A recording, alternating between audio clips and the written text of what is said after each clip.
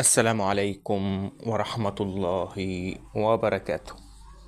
موعد مباراة النادي الأهلي المصري في وبتروجيت في الدوري المصري الممتاز، وبعد الفوز الكاسح 3-1 قدام مودرن سبورت، النادي الأهلي يدخل المباراة منتشيا بعد فوز كبير وتألق إمام عاشور وجرادي الشيار المهاجم الجديد.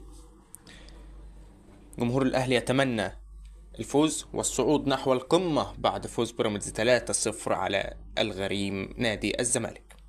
توقيت المباراة أمام بتروجيت والقنوات الناقلة والمعلقين: أيمن الكاشف المعلق. القنوات الناقلة طبعا قناة اون تايم سبورت، القناة الوحيدة الحصرية الناقلة للدوري المصري.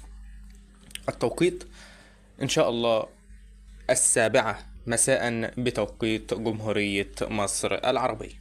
تنسوش الاشتراك واللايك. السلام عليكم ورحمة الله وبركاته.